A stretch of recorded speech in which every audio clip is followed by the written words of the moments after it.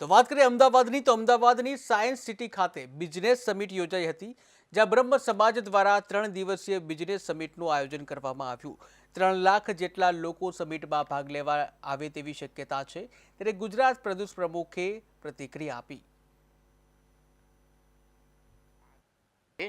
અમે આવે બ્રહ્મ સમાજની કાર્યાલય પર 15, 16, 17 એક કમિટીનું આયોજન કરવામાં આવ્યું છે। સમિતિનું એમ હિસાબે બ્રહ્મ સમાજના અગ્રણી યજ્ઞેશભાઈ દવે ઉપસ્થિત હતી। આ કરવાનો હેતુ શું છે અને આ કાર્યક્રમ સફળતા માટે શું કરશો આપ? સમસ્ત ગુજરાત બ્રહ્મ સમાજ દ્વારા અગાઉની 3 બિઝનેસ સમિટો પૂર્ણ થયા બાદ આ ચોથી બિઝનેસ સમિટનું આયોજન 15, 16, 17 માર્ચ એટલે કે શનિ રવિને સોમ સાયન્સ સિટી અમદાવાદ ખાતે કરવામાં આવ્યું છે। અને આ બિઝનેસ સમિટની અંદર બ્રાહ્મણ ઉદ્યોગકારોના 300 જેટલા સ્ટોલ છે, 600 જેટલી બ્રાહ્મણ કંપનીઓ પણ ભાગ લીધો છે।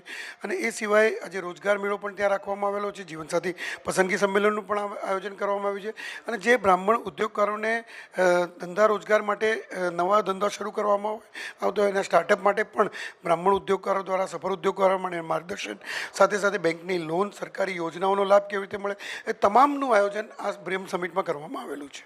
યજ્ઞેશભાઈ, આપણે કર્યો છે, આપણે 2, 3 અગાઉ કર્યા, હવે કઈ રીતે કરશો અને ભવિષ્યમાં કેવા પ્રકારનું આયોજન કરશો?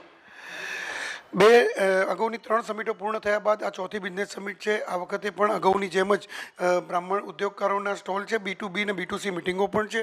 સાથે આ વખતે પણ અમે જે બ્રાહ્મણ ઉદ્યોગકારો છે જેમને પોતાના ધંધા રોજગારનો પ્રચાર પ્રસાર કરવો એને પ્લેટફોર્મ પૂરું પાડવાનું પણ આયોજન છે। અને એક બ્રાહ્મણ બિઝનેસ સંગઠનની પણ એક ઘોષણા કરીએ એવું છે। અને ગુજરાત રાજ્યના મુખ્યમંત્રી શ્રી દ્વારા અને ભારતીય જનતા પાર્ટીના પ્રદેશ અધ્યક્ષ શ્રી CR પાટીલજી દ્વારા આ બિઝનેસ સમિટનું ઉદ્ઘાટન 15મીએ સવારે 11 વાગે થશે। સંતો, મહંતો અને બ્રાહ્મણ કથાકારો દ્વારા પણ ત્યાં આગળ આશીર્વચનો આપવામાં આવશે।